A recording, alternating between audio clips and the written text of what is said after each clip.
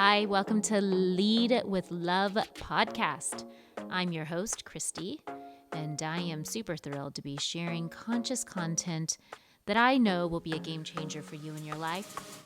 Every aspect of our journey requires growth for change so that we can evolve into our best selves. And in each one of these episodes, we're going to lead with the intention to water our souls, feed our minds, and inspire ourselves to love more and deeper. It's so important that we begin to love where we've been, love where we are, and love where we are growing.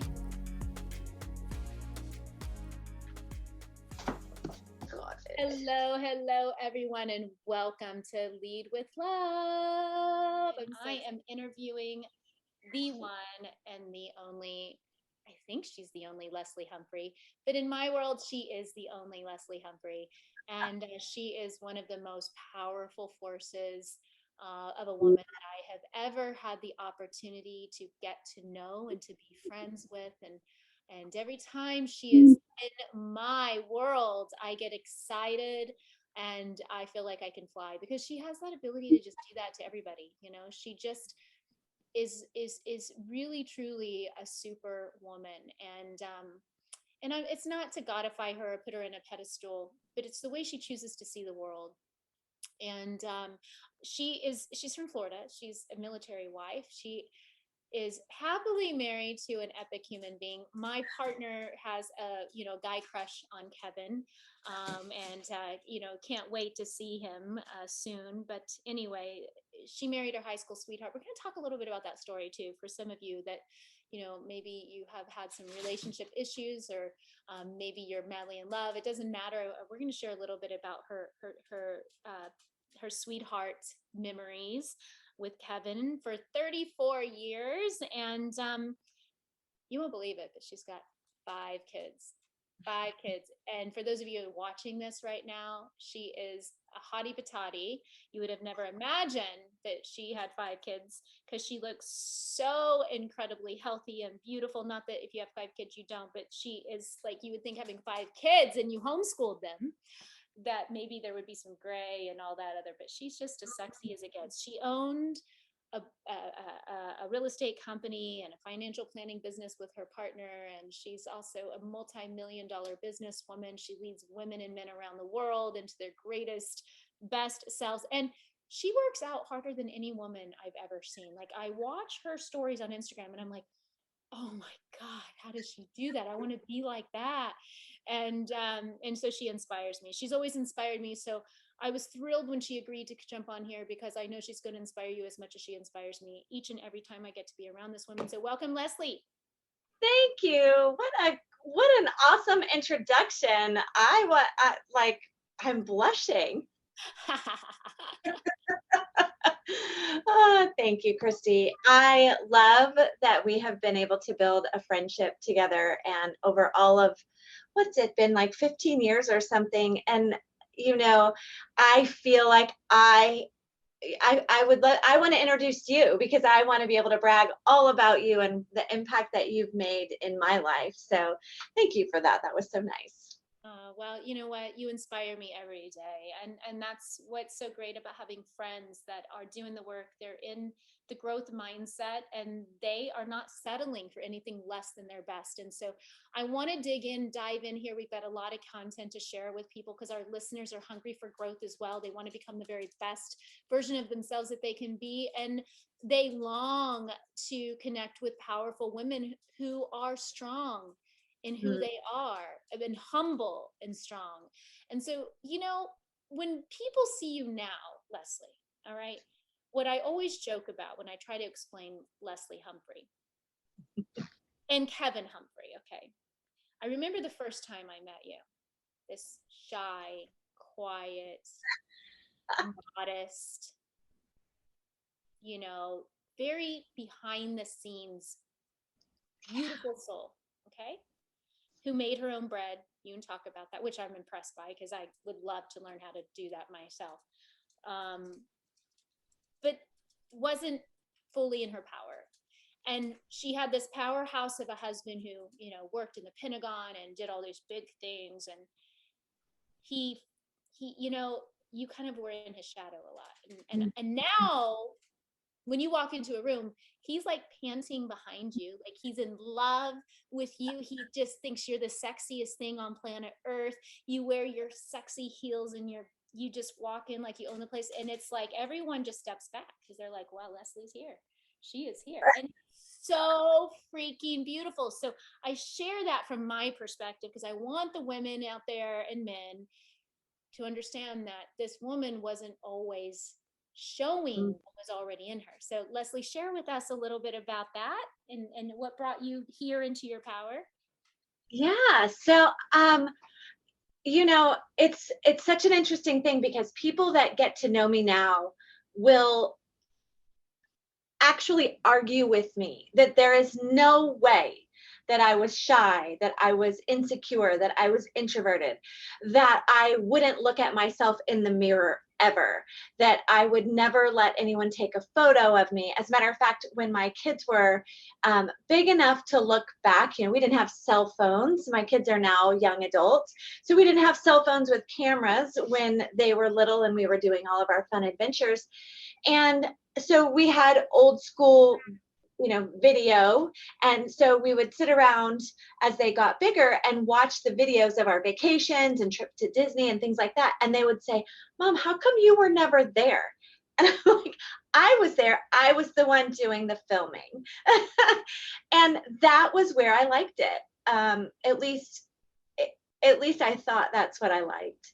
And I really did. I spent the majority of my life in that headspace.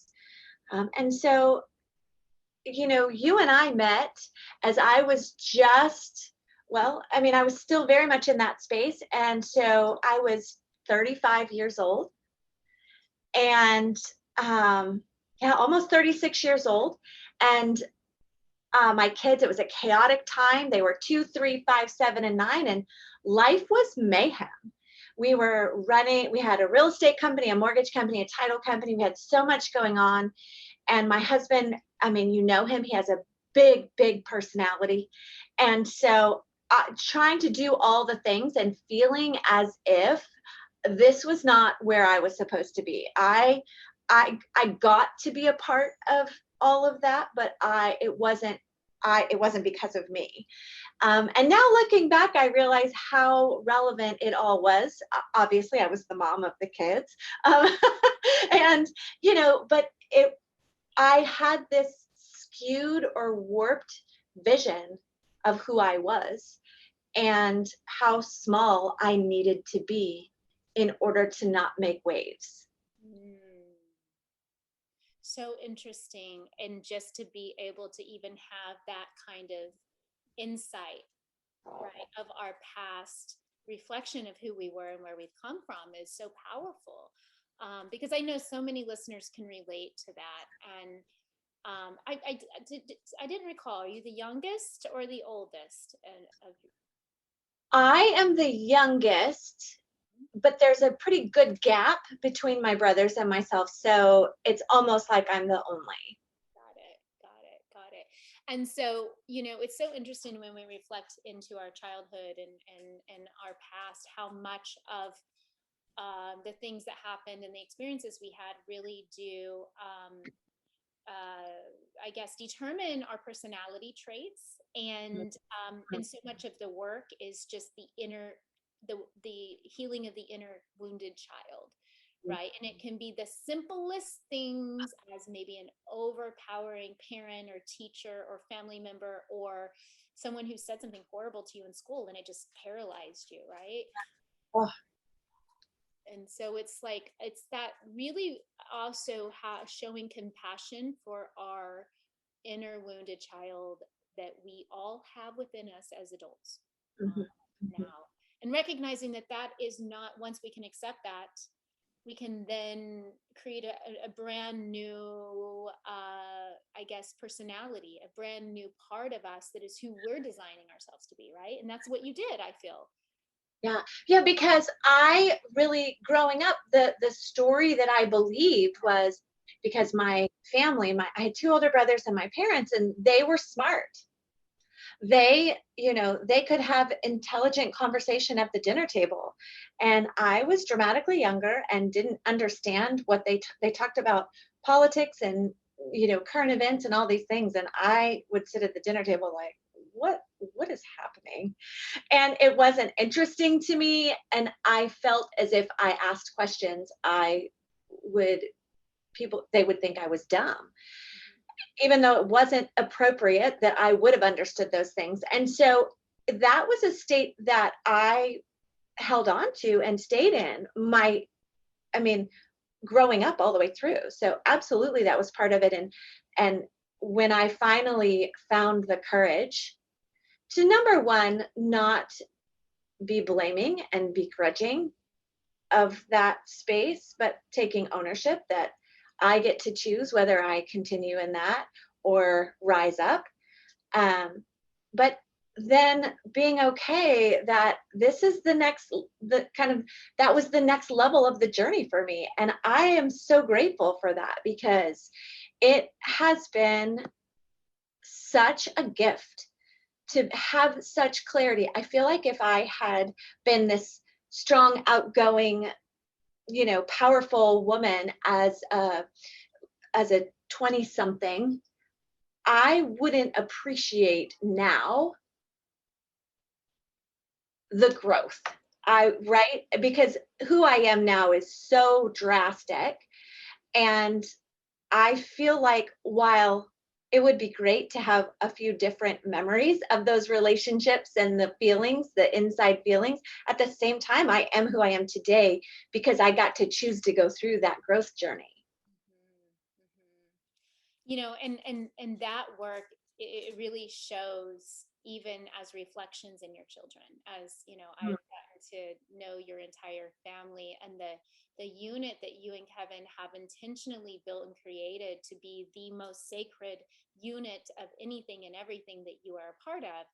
It reflects in them as the people that they are and the humans that they are, and the love and connection that they share with each other and with you and Kevin, and the fun and the also the lightheartedness, but also the ability for your children to really be vulnerable and to stand in the truth of who they are, and not be ashamed of that. Like, it's totally 100% accepting of each soul and how different and beautiful and unique they are is what I feel like you embody as parents. You've done a very nice job of that. So I do want to congratulate you on that. And I know that that hasn't always come easy, right? Perfect. That was just like right with the right timing.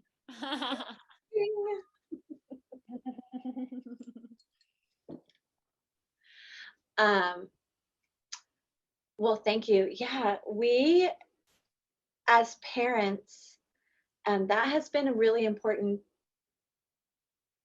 I mean, top of the list, really, right? Like you have a small handful of things that you say as a parent, the priorities. What are our priorities? And when they're babies, you're like, let me keep them alive. And then, but as they've grown and now they are adults, um, it, we have just, it's so important to me that each one honors the other, as well as honoring the relationships amongst, right, as the group. And so I think that, a lot of times we choose to either be what we saw growing up or what we wish we had. And so for me, having a big family, it was the relationships, the love, the unconditional acceptance and love, and honoring each person as a human. That was so important to me, to be able to make sure that um, as they walked as individuals, that they had that security. Yeah, I can see that in your parenting, and I can see that in just, the reflection of both you and Kevin's personalities, and in both of that, or in both of you, in all of them. And I've been able to watch them grow up, which is really fun. But, I think what's most powerful is I feel like you and Kevin have really craved. It hasn't been easy. I know no relationship on planet Earth is. It requires work and effort. And I love one of the stories that you've shared with me in the past about how there was this literally this pivotal moment in your life when you and Kevin were together, and it was either going to work or it wasn't going to work. And I love how you stood in your freaking power. And now, because of that, he was either going to step up or not. And now look at the family you've created and the life you've created. So I would love for you to share with the audience. And the reason why I wanted you to share the story is because it touched me so much. But it also, I think so many couples need to hear it today. You know, there's so much happening in the world. And I really think it's going to be a perfect medicine for one of our listeners or many of our listeners. So I hope so. Yeah. Well, so we were a young military family, had no kids yet. We had been married a couple of years. Right after we got married, we were sent to our first assignment, military assignment, which was our family was in Florida, it was in California. So we were across the country. We were there for a handful of months and then to North Dakota. So, the military definitely has a great sense of humor. And so that was where that was where we were. And as a lot of couples know, those first couple years are hard, and then add to it new career, right? He was a brand new, straight out of college military officer. And we were very far from home, and everything was uncertain and uneasy, and stress was high. And people talk about the honeymoon phase. I don't feel like when we got married we had a honeymoon phase. That was not that wasn't a thing for us. And you hear it a lot when people are being very honest about relationships. They talk about those first 2 years of marriage being really hard. Ours was definitely not an exception. And so we got to this place where we were really fighting, and it felt as if it was hopeless. It truly felt hopeless. And so Kevin had a friend that was in the same unit as him, and he was from California, and he offered Kevin confided in him that we were really struggling, and he said, well, dude, I'm going home to California for a month. And this guy was a single, so he was a bachelor, pretty fit, buff guy, and he was going to go home to all of his single ladies for a month in California. And so he said, you should just come home with me. My parents will love it.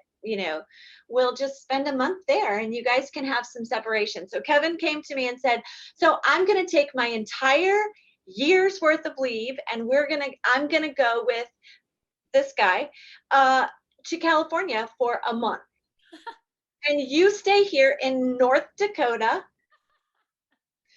away from your family. I had a job, and I was a full-time student. And I couldn't take a month off. Like, that wasn't an option. And so that hit me really hard. And I remember thinking, there's no way. So after a little bit of processing, I mean, it definitely wasn't like in the moment I came up with this brilliant idea, but after a while, there were a few months in there, we continued to fight, and for all practical purposes, he had requested the leave and he was going to take the full year's worth of leave at one time and leave me behind, so he wouldn't have vacation for a year. And I remember him saying, I mean, you know what they say, absence makes the heart grow fonder.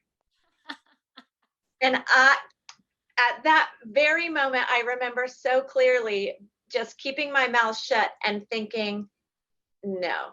I think you probably anything else. I remember thinking, that is not what your absence is going to bring. So one day I had asked him, can we go to lunch? So literally in downtown Grand Forks, North Dakota, which is very, very small. We were in a little Pizza Hut. We had these individual personal pan pizzas. And I said to him, look, if you go on this trip, when you come back, I won't be here. There is no way that you being gone for a month, we would be able to work on our marriage. And so while that doesn't feel like anything would help us right now, surely distance will not be a thing because we will not work on anything. And so I will never forget it. It was one of his most brilliant moments in all of our 34 years together. He leaned back and he paused for a second, which, you know, Kevin, he doesn't pause before anything. He is all in, full bore. And so he leaned back and he paused for a second and he said, if you could go anywhere, any vacation, go anywhere, do anything for 1 month, where would it be? And Christy, I do not know what cockamamie thing came over me because this was not anything I had ever thought about, considered. I wasn't a dreamer like that. And, you know, back then we didn't have social media to like, we just didn't have the same kind of vision. And I just said, well, I want to do a bike trip through the Grand, like bicycles, like pedaling, not like motorbike, you know, like real, like 20 speed bicycles. I was like, I want to go camping and through the Grand Canyon and whatever. And we left that lunch and walked across the street to the bike shop and we bought 2 bicycles and all the gear and started planning. And so he took that month off of that month leave, but we rode in the back of that guy's car with our bikes on his, you know, in a thing on the back, and he dropped us off along the way, and we did a 600-mile bike ride through the Four Corners, Utah, and all of that, and changed our marriage. Changed the trajectory of our lives, truly, because we got to spend 1 month with no distractions. I mean, there were no cell phones. We had a lot of noise in our lives, and I feel like this is an important part of the story for people that are listening that this might resonate with, where maybe you're in a hard part in your relationship and you're wondering, do we work on this or do we let go? We had a lot of noise in our relationship, especially Kevin. He had, you know, I was alone in North Dakota, and I mean, obviously I had him, but he went to work every day, and the camaraderie at the office was really close. And so they had, and in his unit, you know, a lot of these guys were young, straight out of college, and they were single.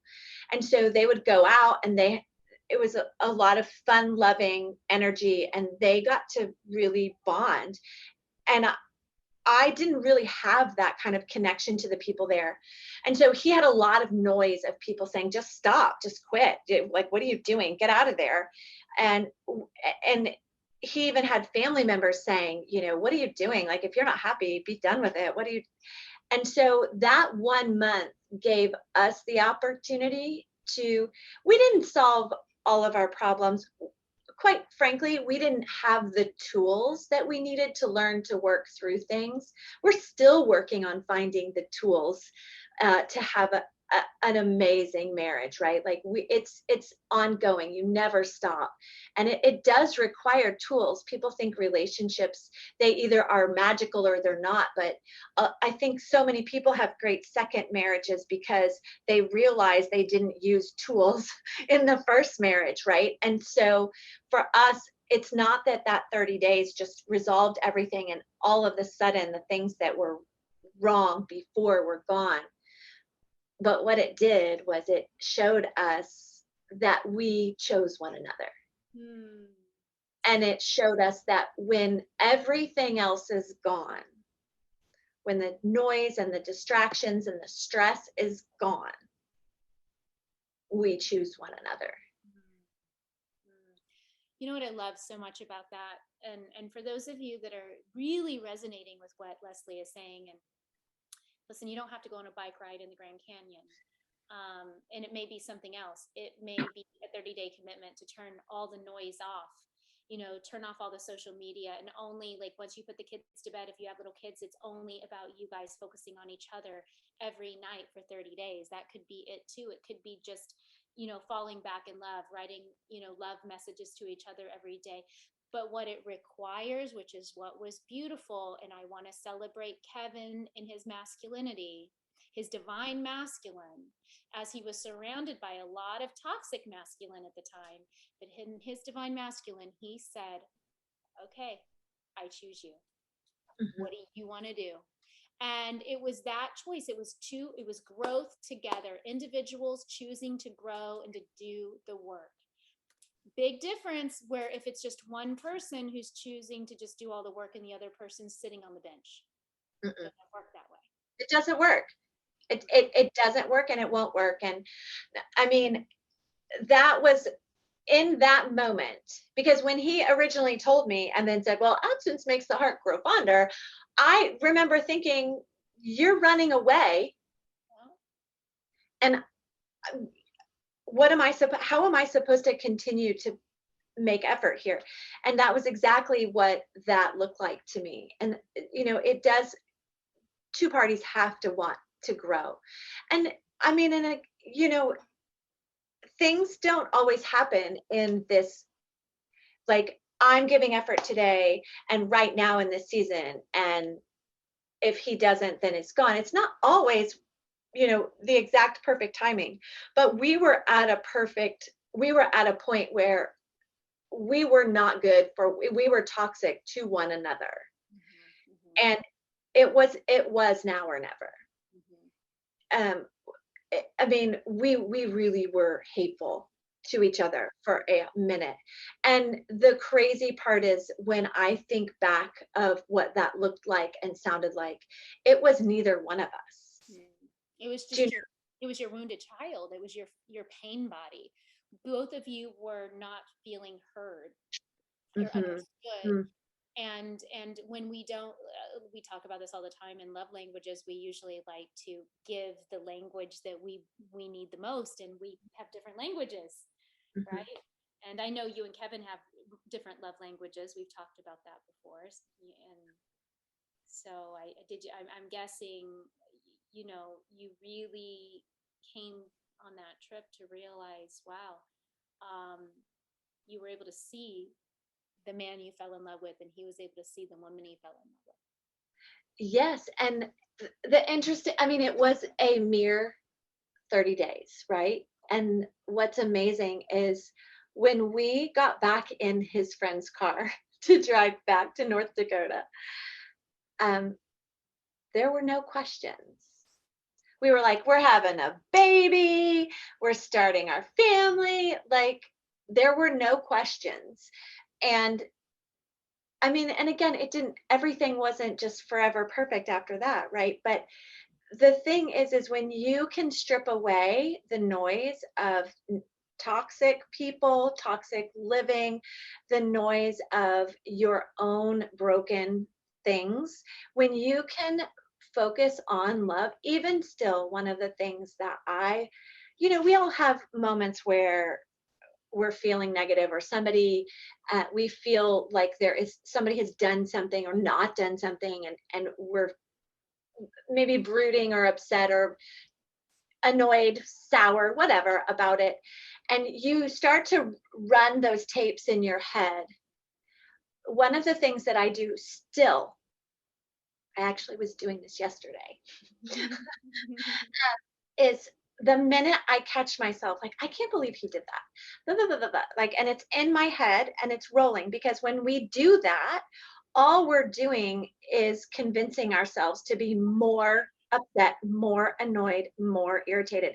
And not to say there aren't valid things that we need to work on, but so much of what we do is just talk ourselves into a toxic place to then spew toxic energy back at someone. And this is supposed to be the person that we want to spend forever with, right?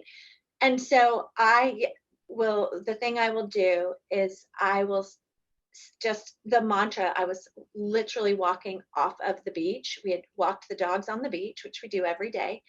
And I'm walking up the boardwalk and I'm just thinking, love. I am love. I give love. I Love. love. I love him. Love, love, love. And do you know, just by, and we hear this all the time, right? Are you talking to yourself? Are you listening to yourself? Well, I had to choose to talk to myself in the language that if if I were to go tomorrow, what do I want people to remember me by? What do I want people to, I think about that all the time. I all the time when I find myself spiraling into that he did this and then is I will literally think, but if I were to go tomorrow, would would he say of me, she really did love? Mm. And so we can't say we are this person, we want to be this, and then live a different way, right? And so that is my thing is I will just flip it. And again, it's not about not addressing things that need to be addressed. Nothing is, I mean, like but we have tools and we're always working on finding new tools or better tools to help guide us through the times where it is harder to show love, right? Like there are times where we are just annoyed. Yeah. Yeah. I can relate to that. I relate to so many things you've said, even, being in a second life partner relationship. I had raised a beautiful family with my first partner, but learned a lot what not to do and what to do there. But I love what you said is you walked off the beach and you thought love. And that's, this podcast is called Lead with Love. And I also find that there's this discerning we have to do within ourselves, right? Because it's like, okay, is this really about him? Am I really annoyed with him? Or is there something that I was annoyed about within myself today? And I'm being critical of myself, which is reflecting onto him. And I find myself, if I'm in like a judgment state or if I'm in an insecure state with Mm. something, I'm like, was I insecure about something within me today? If I'm reflecting that or seeing that somewhere, then there's got to be, sorry, my doggy's coughing. There's got to be, maybe it's his stuff, but I wonder if it's mine. So I have to kind of go through, is this my trauma or my truth? My Ah, trauma or my truth, right? so true. So true. And also, you know, for me personally, there are times where I'm an internal processor. My husband is full external, 100%. And so that is definitely a bit of a bone of contention. But when you allow me to the space to process internally, I will typically figure out because figure out what part of it is me. Mm-hmm. And because in all reality, unless you are in an abusive relationship, which is a completely different situation, um, it is very much two-sided. And a conversation I have with my kids all the time is we teach people how to treat us. I mean, and again, outside of abusive relationships and things like that. But so there was a time where we went through a moment that was really, really rough, and it finally bubbled up, came to a head, and we were knocking, I mean, just knocking it out. And I remember I had come to this realization that I had been stewing on, like, he wasn't being good enough to me, and he wasn't pursuing me, and he wasn't complimenting me, and and I remember, like, this, it had been building up for weeks and weeks and weeks. And finally, on the day that it came, where we had this argument about it all, I had processed through and gotten to that place of, wow, I am mad at him for not treating me the way I want to be treated. And I haven't done any of that to him, especially not in the last few weeks when I've been mad about Wow. Wow. it. And so when it all came to a big, ugly mess, I remember saying to him, I can't even tell you now, I can't utter the words that if this had happened yesterday, what I would have said to you is really different than what I would say to you now, because I completely turned it upside down to realize that I was angry with him and hurt. But so in return, what did I do? I shut me down, withheld me from him emotionally. And instead of pursuing him and showing him how I wanted to be treated by honoring him that way, I was just selfishly being mad. Mm. Wow. And I think so many of our listeners can relate to that, right? Like, by instead of communicating, right, and sitting in that and saying, okay, what part of this can I own? What part of this is mine? Mhm. Instead, people always want to point the finger. It's, this person's doing this to me. And that is where nothing's going to be healed there until we can stop pointing the fingers. And I think one of our great mentors said, if you point one finger out, you got three fingers pointing back at you. And that's always been such a great lesson for not just in relationships for me, but if whatever I want more of, or if I'm craving it, I need to give more of it. Mhm. Absolutely.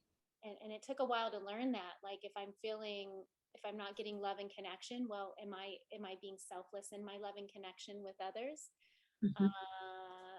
And sometimes it's okay. We need to be exactly where we need to be, but it's really self-actualization, right? Is knowing where you're at and being consciously aware of where you're at and where you need to be. Because sometimes if you're a busy mom, like they are at the top of the priority list, right? Someone's always pulling on you. And Mhm. that sometimes can be a conflict as well, as you know, because a lot of people don't put their partners, I remember doing a course with Tony Robbins and Sage Robbins. I loved what they said is you've got to put your partner above your relationship with the kids. It's hard. Hard. Yeah, especially if you got everyone needing you all the time. Mhm. It's true. But we don't get trained and conditioned to do that as women. We believe we have to give ourselves away to everyone, not Mhm. just the kids, but to the community and to our work, and like there's nothing left in us. And so as we segue into the end of this great conversation that I know so many people are gathering information from, I know that you two have worked really hard, and you've always been, for me, like, I know you're imperfectly perfect, and that's what I love about your relationship. I love you individually for your gifts and your talents and who you are, your extroverts, your introvertedness. But what I love is your passion for recognizing what is and saying, you know what, we're going to make it better. I love the adventures you choose to go on as a family, where you've just picked up and you've moved to another country. Yep, you took the whole family to Germany. You Yes, know, we did. I mean, how many dogs and people did you have to take to Germany? Right. We had two dogs, and there were seven, eight, nine of us. Nine of you, because you had your kids and then their partners, and you go to another country, you don't speak the language. I mean, what an adventure!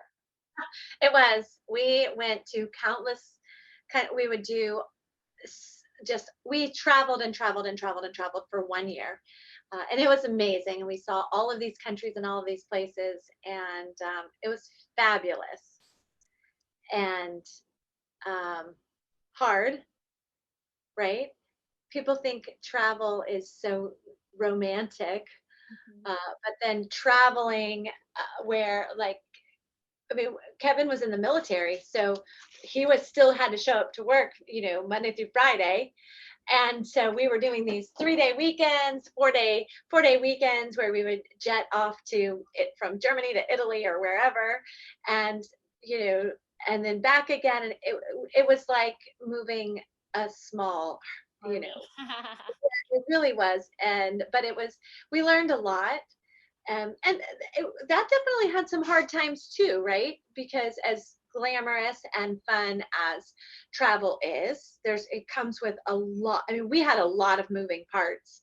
So that was another time, and not, I mean, that because that wasn't that long ago for us, it was a few years. That was a time that was actually really trying for us in our marriage. And we had to say, okay, time out. Like, we chose this adventure. We need to first show gratitude that we chose to do it, and we've done it. That was the first thing. And then in the midst of the chaos, the uncertainty, and one kid might be like, oh, this is terrible, I don't want to be here anymore. And like, we had so many moments of, like, we had one of the kids with an autoimmune disease really struggling for part of the time there, almost not able to walk, and really some big challenges. And but it was all part of the adventure. Life feels really boring now. And I'm sure you're quite grateful for that, because there is the beauty and the bliss and the adventure. I love that you guys just don't stay within the box. And I want to, sorry, I've got a fly flying around here, so if I'm um, I want to just slide right on into talking about leadership and leading with love. And, to me, you're one of the most powerful leaders I've ever had the chance to know. I've watched you evolve into just not just leading as a wife, as a mother, but you're an exceptional leader in business. Thank You're you. an incredible businesswoman, and you have the ability to really break things down and to make things, not complicated. Mm, That's why in my opinion, you've become so successful in your career. You can see what it is. You can sit with someone and say, you know what, mm, I really think you should try this. I really think you should do this. And they do it. And it's like, it's like they're able to really break down those fears and the boundaries and the excuses and really step into their power. So what have been a few of the top, I guess, if you were to name three characteristics of what it means to lead with love, what would those three characteristics be?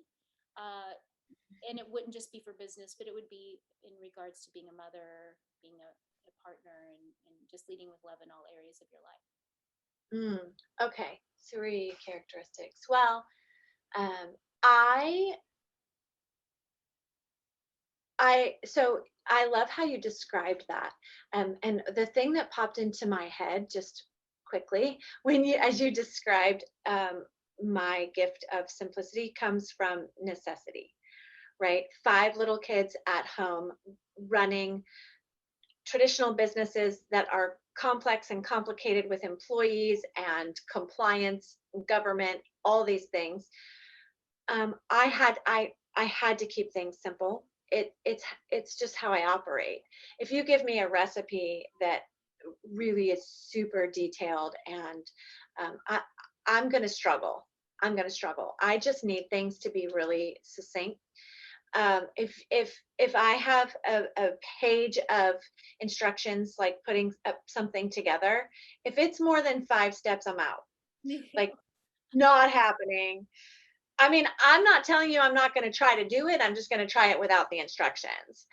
It's not going to be pretty. But so that being said, lead with love characteristics. So first and foremost is, one of the things that I truly, whether it's kids or business or just people, is I have belief. I believe in people.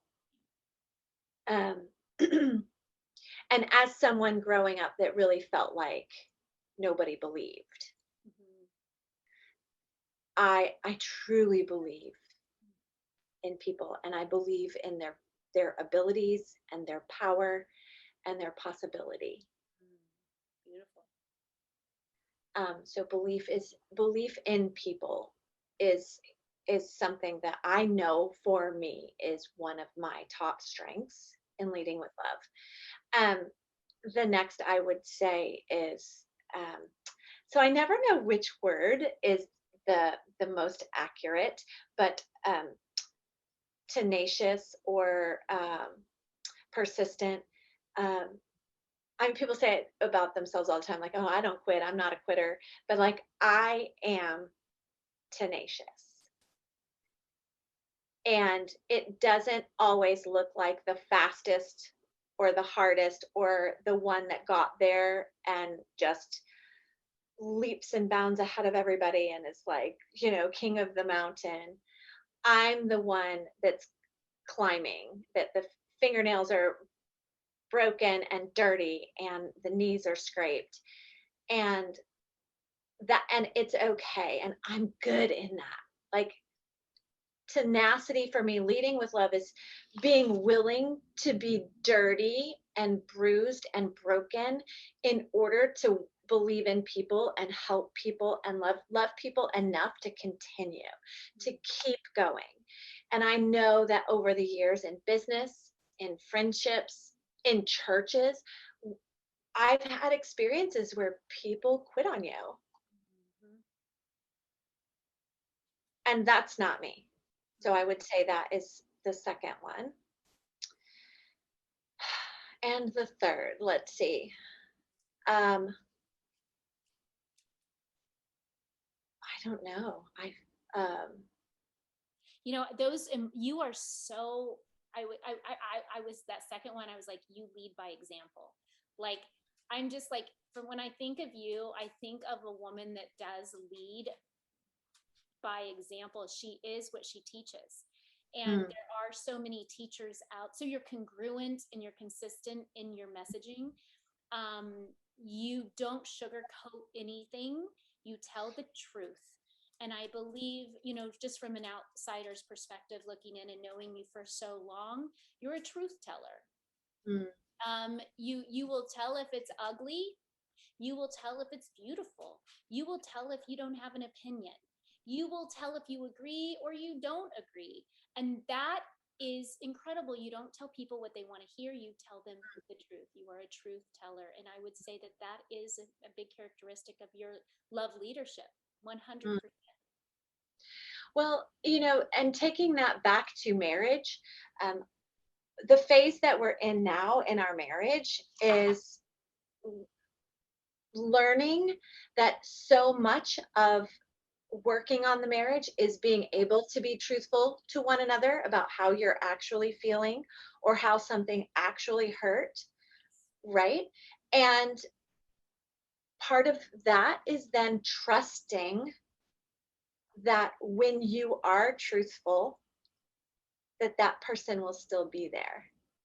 Yes, and it's safe. That's right.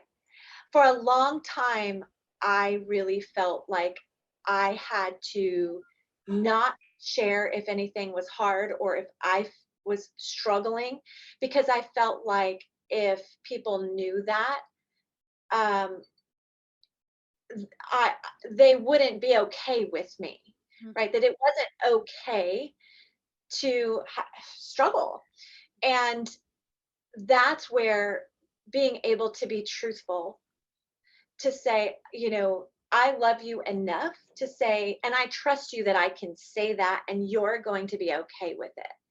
Right. I mean, again, it's not, some people are truthful in a way that they're like, well, it's the truth. And so, you still have to have kindness and compassion and love.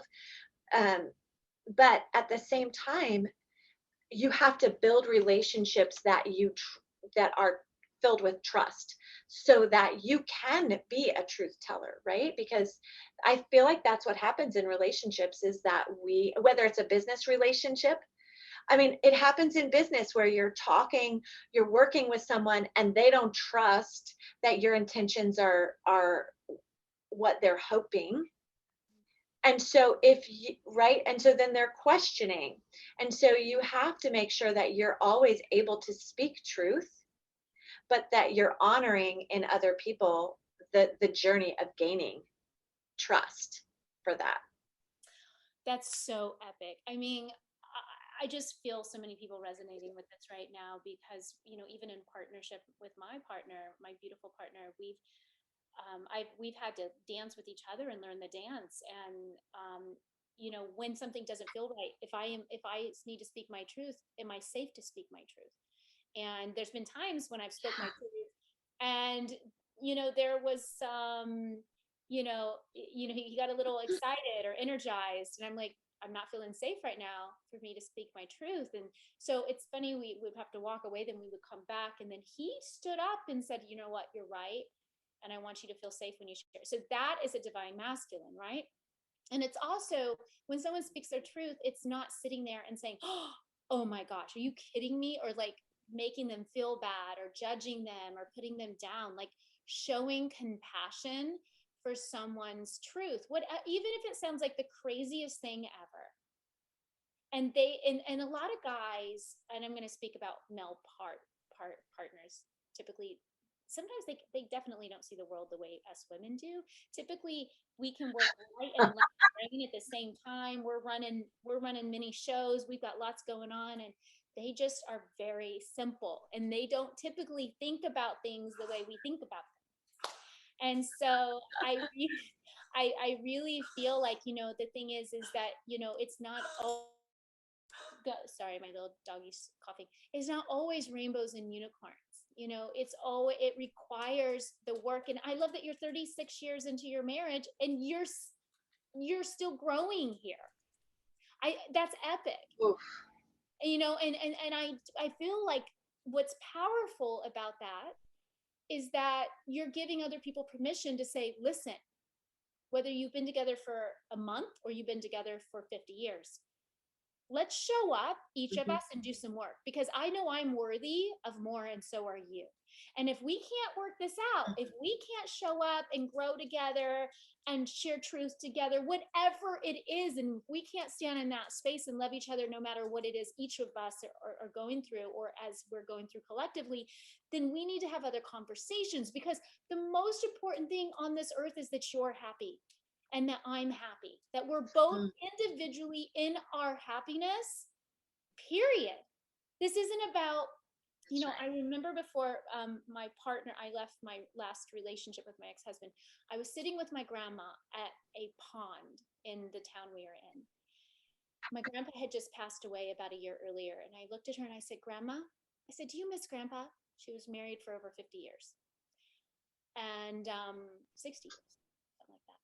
And she looked at me and she goes, to be honest, Christy, I loved your grandpa a lot, but I don't miss him, because for most of my marriage, we never connected. He didn't talk to me, Christy. And I sat there, I looked back at the pond, and I recognized that that could be me. And I said, no longer am I going to feel like I can't talk to my partner. I need to express myself, and I need to be received in a way that is all of me, not the best of me, not the worst of me, but all of me. Right. And that was a powerful moment for me to make a decision for myself. Christy, you deserve more. This person deserves more. You both deserve more, because neither of you are really holding that space where you're both stepping up and shining. So, I mean, what a gift that conversation was. And that's the thing. I think a lot of people stay in relationships thinking that they will just change, but things don't just change for the better.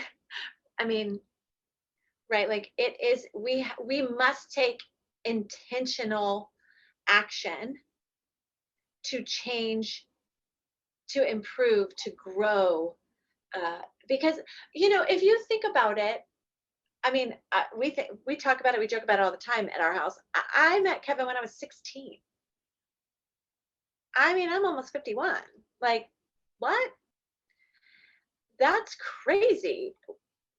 We are very different people now. We have had obviously a lifetime of experiences, good, bad, and in between. We have had financial highs and lows and rock bottom. Like we have had some experiences, right? We've had experiences where we were rejected as a couple. We had experiences where we were rejected as a family.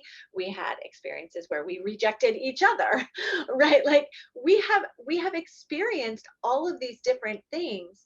And so the thing that we both agree on is that while it's not easy and it doesn't feel romantic, the work is the win.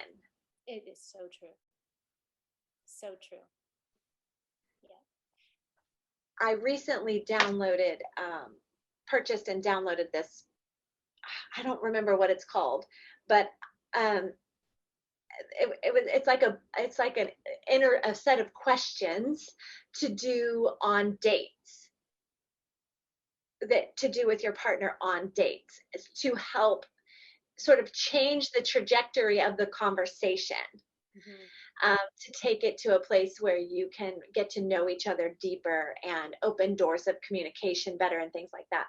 And so I first of all share that to say there are so many tools, right? Like we never before have we had more tools at our fingertips.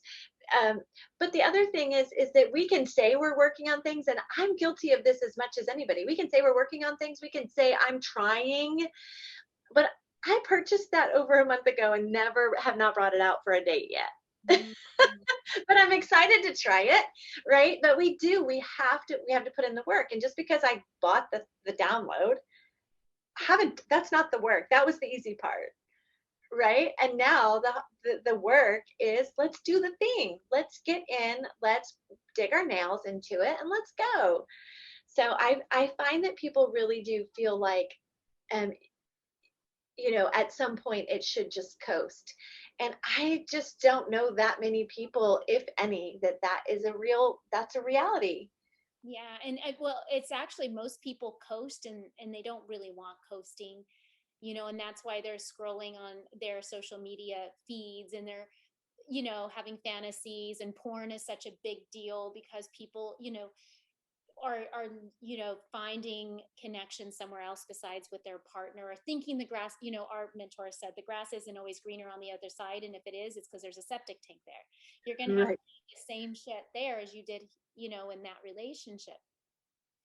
So it's like doing the work is so important, but if you put your soul and yourself into it, but you're not getting anywhere, that's where you have to really then put yourself first. You are an individual. Number one, you come first. And 100%. that's one thing I've learned more than anything, is that, and especially in this partnership that I'm in, um, is that, like, we were driving yesterday, we are in our camper van, and I said, I'm finally getting to the point with you where, like, if you came along one day and said, what, Christy, I love you, it's been great, but I'm in love with someone else, I think. And I would say, oh my God, I just want you to be so happy. Like, I'm so happy for you. If that's what you truly want, I'm so happy for you. I didn't say that months ago. I was just like so attached. I'm like, oh no, you're mine. This is my love. So much attachment. And it's so funny is learning that, like, true love in a partnership is wanting your other partner to live their best, Yes, truest, highest self.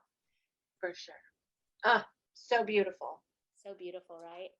Well, Leslie, I feel like we could go all day talking about so many things. There's so much wisdom that comes from you. And I feel like, I had April Bayer on, who is $1 Million Matchmaker, a few months ago. And we talked about relationship. And it was one of our biggest podcasts that people listen to, because I feel like people are hungry Mm. for relationship advice, relationship with themselves and relationship with others. And so thank you for being vulnerable today. Thank you for speaking your truth. Thank you for continually showing up in the divine feminine, and really honoring women and men, and being graceful and elegant in the way you show up and present yourself. You are a class act. You are a woman that all women should follow. I follow you. I learn from you. You teach me every day. Anytime I'm with you, I'm always learning. I'm a student. And so thank you for blessing all of us today with your light and your love. And always thank you for leading with love. Thank you so much for having me. I love it. And you and I could talk forever, I think. Yes, and we will be in Maui soon, I'm sure, sharing some more moments just like this. Yes, I love it. Thank you, Thanks, Christy. thanks, Angel. All right, Leslie. So share with everyone how they can find you on the social media markets or where they can find you so they can get to know you. Yes, I love it. So the best place to track me down is through Instagram, and it's just at Leslie Humphrey. So yeah, I love it. Instagram is my favorite platform because you can just put it all out there, right? And my husband loves Instagram too, so people always tell us they like our interaction through Instagram as well. So I love it. And you know what I'd love to see is I would love to see, gosh, what could you call it? Like session, secret session, sessions with Kevin and Leslie, people asking you questions about relationship advice. Cause I just feel like you guys have so much wisdom. Thank you for sharing it. Go find Leslie Humphrey. That's Humprey on Instagram. Her husband's name's Kevin. You can find him floating around there all over her feed as well. They're a delicious human and a delicious family they have. So thank you for being with us. We love you, girl. See you.